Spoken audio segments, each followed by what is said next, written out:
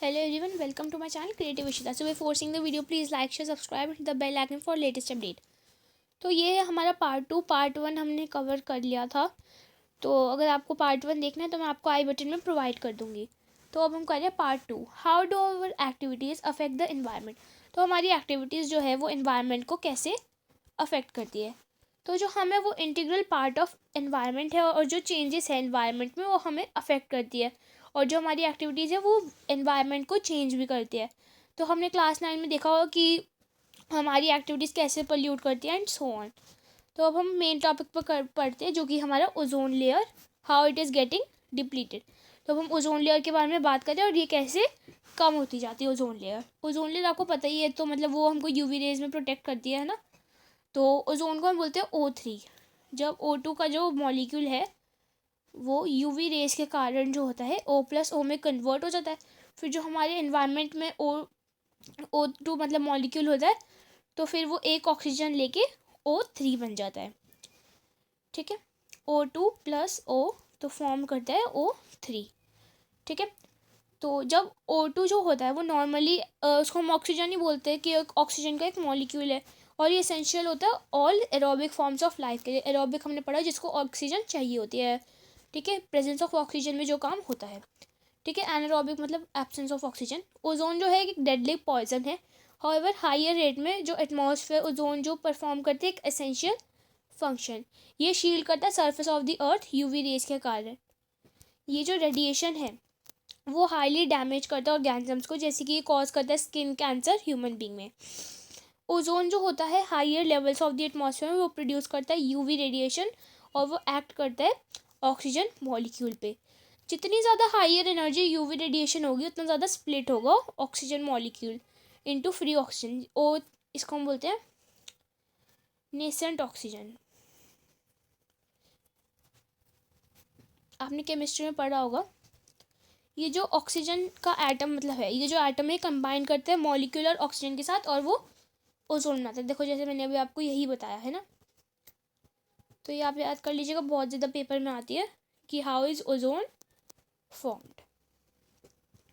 जो amount of ozone है हमारे एटमॉस्फेयर में वो बिगिन करता है कि वो ड्रॉप करता है शार्पली 1980s में.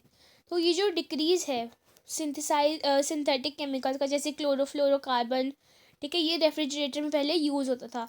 फिर 1987 में हमें पता चला UNEP, ठीक है, यूनाइटेड नेशन एनवायरनमेंट प्रोग्राम में उन्होंने देखा कि ये जो है ये फ्रीज करता है CFC प्रोडक्शन और 1986 लेवल में. और ये मैंडेटरी है सारे मैन्युफैक्चर कंपनी में कि वो मेक बनाए CFC free refrigerator through out the world. क्योंकि मतलब हमारी ओजोन लेयर को ये डिप्लीट करते थे जो CFC जो मतलब रेफ्रिजरेटर मिलता था. ठीक है, यही हमको बताया गया है. अब हम करते हैं managing the garbage we produce. हम अपने गार्बेज को जो हम फैलाते हैं, ठीक है, अब गार्बेज का नाम आ गया तो आप ये मत कहना कि हाँ मेरा दोस्त गार्बेज है, वो तो सबको पता है. ठीक है, हमारे जो डेली एक्टिविटीज़ है हम जनरेट करते हैं लॉट ऑफ मटेरियल जो थ्रोन अवे होते हैं. कुछ ऐसे what are some of these waste material, कुछ ऐसे वेस्ट मटेरियल्स के नाम आप बता ही सकते हैं. व्हाट हैपन्स, ये तो फालतू का दिया हुआ है.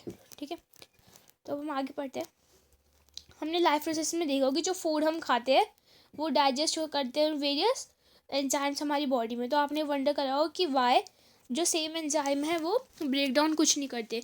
जैसे कि भी आपने देखा होगा कि जो लाइपेज का काम होता है कि वो फैट्स डाइजेस्ट करे. ठीक है, प्रोटीन्स डाइजेस्ट करते हैं अलग एंजाइम. ठीक है, तो मतलब ये सारे कार्बोहाइड्रेट से अलग एंजाइम करते हैं. तो जो एंजाइम है वो स्पेसिफिक होते हैं. ठीक है, स्पेसिफिक एंजाइम होते हैं वो स्पेसिफिक सब्सटेंस को करते हैं. जो उनका काम है वही तो वो करेंगे, वो दूसरा काम क्यों करेंगे. तभी हमें energy, that is why we will not get any energy if we try to eat coal. तो अगर हम कोल खाएंगे तो हमें कोई एनर्जी मिलेगी. सिंपल सी बात है NO. क्योंकि जो बहुत सारे ह्यूमन मेड मटेरियल्स है जैसे प्लास्टिक ये ब्रोकन डाउन नहीं होते बैक्टीरिया से और अदर सैफ्रोट्रॉफ से. सैफ्रोट्रॉफ्स भी आपको पता ही होगा, आप मेरे को कमेंट सेक्शन में बता सकते हैं अगर जिसको पता होगा. तो ये सारे मटेरियल है ये एक्ट करते हैं अपॉन फिजिकल प्रोसेस जैसे कि हीट हो गया, प्रेशर हो गया अंडर द एम्बियंट कंडीशन जो ये एनवायरनमेंट में फाउंड होती है. और ये परसिस्ट करते हैं लॉन्ग टाइम, मतलब बहुत ज़्यादा लॉन्ग टाइम तक ये एग्जिस्ट करते हैं. सब्सटेंस जो ब्रोकन डाउन होते हैं बायोलॉजिकल प्रोसेस में हम उनको बोलते हैं बायोडिग्रेडेबल. ये तो सबको पता है. और बहुत सारे ऐसे सब्सटेंसेस हैं जो ब्रोकन डाउन नहीं हो सकते, उनको हम नॉन बायोडिग्रेडेबल। ये जो सारे सब्सटेंस है ये इनर्ट करते हैं और सिंपली परसिस्ट करते हैं एनवायरनमेंट लॉन्ग टाइम में और हार्म करते हैं various members of the ecosystem में। ठीक है, हम विजिट करो एनी टाउन और सिटी जो हम शो करते हैं कि वहाँ पे बहुत सारे मतलब हीप्स ऑफ गार्बेज मिले, मतलब बहुत सारे गार्बेज के ढेरी मिलेगी।